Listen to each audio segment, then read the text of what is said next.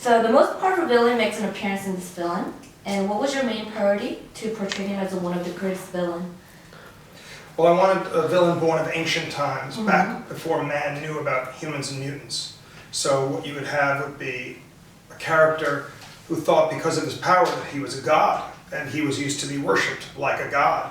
And then he wakes up in 1983 and sees the world as this place of false gods and idols, and in the end, he wants to destroy that world, wipe it clean, and make it his world, take it back. And I thought, wow, what an epic story for the biggest X-Men film of all time. And what an epic character, what a great title, and what a great actor playing the role. Okay, so you know he's not so blue in that film right now, so were there any difficulty with the CGI?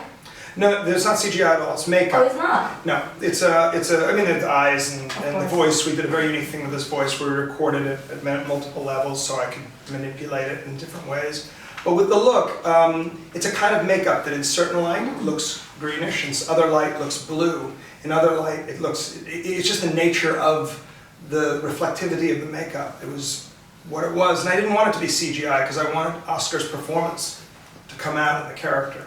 He's a great actor, and so to just paint over him, with digital, was not appropriate for this. You guys told me I thought he was completely CGI, so I was like, he's not so blue, No.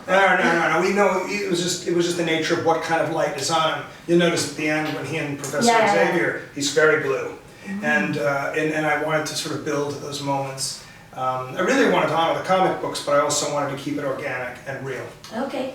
My next question is, as opposed to the previous movie, The Days of Future Past, it seems like you have taken completely different approach to the ongoing mythology. Can we gain some insights to why you decided to take that approach? Well, for me, this all began with X-Men 1. This film is kind of like a climax to 6 movies, X-Men 1, 2, 3, First Class, Days of Future Past. And so what was important was that not only do we have a cool villain, lots of action, and a really big movie, but also we tell the story of the New Mutants, Jean Grey, Cyclops, Storm, Nightcrawler, etc. And also tell the story of the actual formation of the X-Men. How did they come to be? The story of Raven and Jennifer Lawrence's conflict with James McAvoy, Professor Xavier, and how that and the advent of Apocalypse brings about the formation of the X-Men. That was the core of the story. Wow. Okay, so a little fun question for you. So let's say you are the Apocalypse and you have authority to choose 4 horsemen. Who would it be? You wouldn't know them. They're just my friends from LA and one friend from New Jersey. So there's just going to be your 4 horsemen? Oh, my friend from Hawaii too. He's Chinese, so I'd have just a group of people you wouldn't know, and they'd all stand in front of me. My friend Dan, because he's the biggest. So you guys just to hang out? Yeah, just to hang out. I don't like to be by myself, so it's... So no one from the characters that you would choose as a 4 horsemen? The characters? No, they scare me. The actors are cool. Oh, I love the actors. Oh, character? Yeah. No, I'll take Michael Fassbender, Olivia Munn any day. I'll take Jennifer Lawrence. They all can hang out with me as actors. The characters, I'm like, I'll stay behind the camera, thank you. Alright. The very first cast of Cyclops and Jean Grey and Storm are in their younger form. And do you find any particular differences or similarity that, since you were filming the very first one and the newest one, did you see any similarity or differences between those 6 characters, 6 players? Yeah, I saw some similarities, some channeling. In Days of Future Past, for instance, Michael Fassbender studied Ian McKellen because he knew he'd be on the screen in the same movie with Sir Ian McKellen. In this movie, everybody is at a different place in their life, so I kind of encourage the actors to make it their own performances and not become too similar to the older characters. That they should really define their versions and bring themselves to the role as much as possible. Okay. So it seems like many believe X-Men has set the foundation for the all superhero films. Do you agree? Yeah, we were the first one. No, when we made X-Men 1, there was no comic book films at all. And everyone was sort of looking around, seeing if it would be successful. And the moment X-Men 1 was, Spider-Man, Marvel, the whole thing exploded. So now I always make a joke, comic book films, throw a rock and you'll hit one. But we like to believe ours are very unique and very different. Agreed. So what is an important factor that when you look for, when you cast a crew?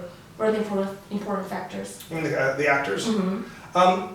When I meet the actors, either I have them read lines and see if they can embody the characters, or I have a meeting with them and I get to know them personally.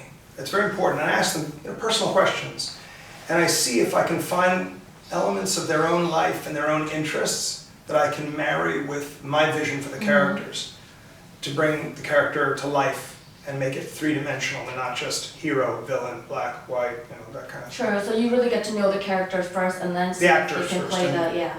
Okay, so if you had to pick one best scene from this film, what would it be? The heartbreaking scene with Magneto would be 2, or the Quicksilver scene, which is an achievement and the most ambitious scene I've ever shot in my whole career. Okay, then who is your favorite character of all time? Professor X. Professor X. Oh, me too. He's the boss. So many were surprised to see Spider-Man joining the team of Avengers. And is there anyone specific that you would like to recruit them as an X-Men? Bring to the X-Men? Deadpool. Deadpool? Yeah. So is there a chance we're going to see him next?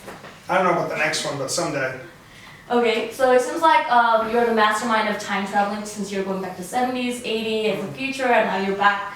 So why did you choose to plot the movie around the apocalypse? Because he represents a new kind of villain. Unlike Magneto, Apocalypse is born of ancient times. He thinks he's a god, and he makes no distinction between mutants and humans.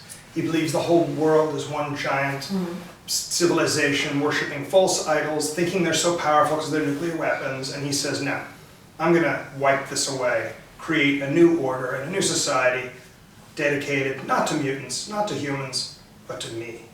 And that is just bad. The greatest villain of all time. Yeah, not. All right, the final questions. Any final words you would like to say to all the Korean fans who's dying to see X-Men? Well, I can't wait to get back to Seoul. I had a really good time when I was there before, and so I look forward to seeing you all in Seoul. But also, those who've not seen an X-Men film, this is the one to try out. I'm not just saying that to promote it. I'm saying that because I firmly believe it with all my heart. All right, thank you very much. That Thank was you. all. Yeah.